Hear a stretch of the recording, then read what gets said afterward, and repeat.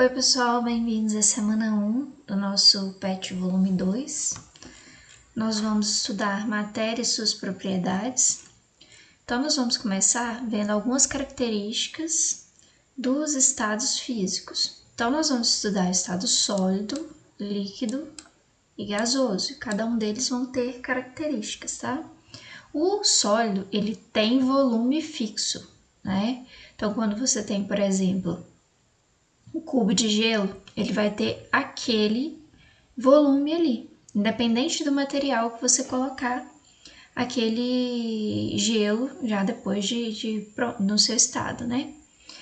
E a forma dele vai ser própria, não sofre compressão, difícil de ser atravessado, não se move espontaneamente, igual ele está mostrando aqui, um diamante. Independente do local que você coloca esse diamante, esse volume aqui vai permanecer o mesmo, tá? Então, o volume é fixo.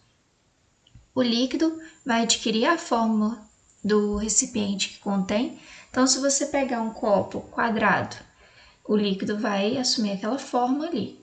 Se você pegar um copo que seja arredondado, o líquido vai assumir aquela forma ali, né? Pode ser atravessado com facilidade, que está mostrando, né? Pode escorrer e dificilmente sofre compressão, tá? Então tem que lembrar dessas características aqui, tá? Gasoso. Tem a forma do recipiente, mesmo porque o gás vai ocupar todo o recipiente ali que o contém. Igual aqui tá falando, ocupa todo o volume do recipiente. Sofre compressão e expande facilmente. É atravessado com grande facilidade. O gás sofre compressão e expansão com facilidade. Lembrar disso. Uma maneira de explicar essas diferentes características é imaginar que as substâncias são constituídas de pequenas partículas, tá? Aqui fala o seguinte, no estado físico, sólido, as partículas estão bem próximas, bem empacotadinho aqui, tá vendo? Então é difícil você comprimir isso. Já o líquido já começa a separar um pouquinho, tá vendo?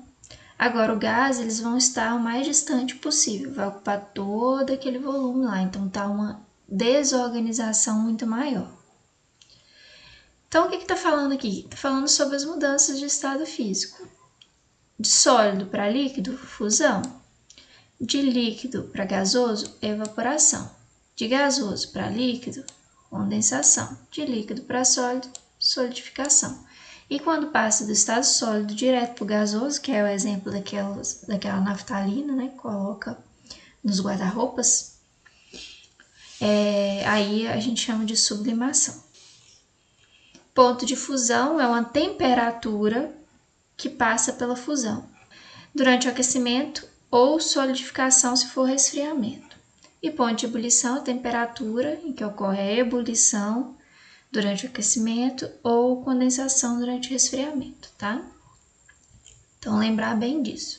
Esse gráfico é bem importante, olha só, o primeiro que a gente tem aqui, quando a gente fala de substância, que está ali uma substância simples ou composta, não importa, se ela for pura, essa parte onde vai alterar o estado físico, a temperatura vai permanecer constante. Então, de sólido para líquido aqui, que está mudando de estado físico, a temperatura é constante. Aqui eu tenho ponto de fusão ou temperatura de fusão. No segundo, você vai ter ponto de ebulição ou temperatura de ebulição. Então, antes dessa faixa, você tem só o estado sólido. Nessa faixa, você vai encontrar parte vai estar no estado sólido ainda e parte já vai ter mudado para o gasoso, ou para o líquido, né? Depois vai para o estado líquido. E aqui, estado líquido mais gasoso, que é na ebulição, né? Que é de líquido para gás, e depois vai ter só o gás. Então, durante a mudança de estado físico, a gente tem uma temperatura constante aqui, que vai ser o ponto de fusão ou o ponto de ebulição, né? Vai depender. Aí aqui ele fala, partículas que com aumento de energia se afastam e mudam para o estado físico.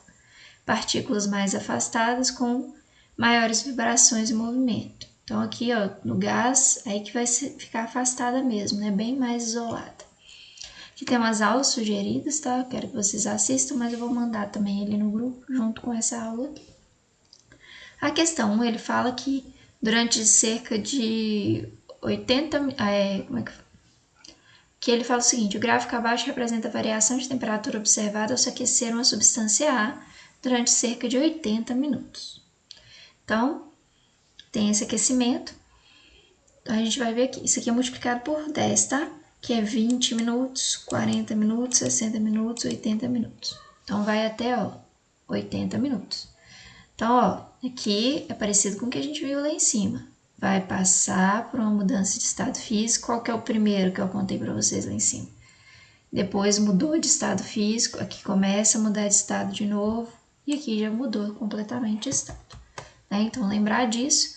Aí ele fala, qual que é a faixa de temperatura em que a substância permanece sólida? Aí você vai falar, temperatura de sólido, né? Só lembrar que reproduz esse gráfico aqui, então você vai enxergar as coisas no mesmo lugar. Você vai falar, a taxa é de 10 a 20 graus, é de 20 a 30, de 30 a 40. Isso é uma faixa, tá? Qual a faixa de temperatura em que a substância A permanece líquida? Aí você vai citar a faixa, entendeu? Então, faixa quer dizer que você vai citar de tanto a tantos graus. Qual a temperatura de ebulição? Você vai olhar aqui onde que é a ebulição. É a primeira ou é a segunda aqui, né? Então, vocês vão responder a partir daí. A2, ele vai falar que as partículas que formam a substância no estado sólido podem mudar de posição aleatoriamente.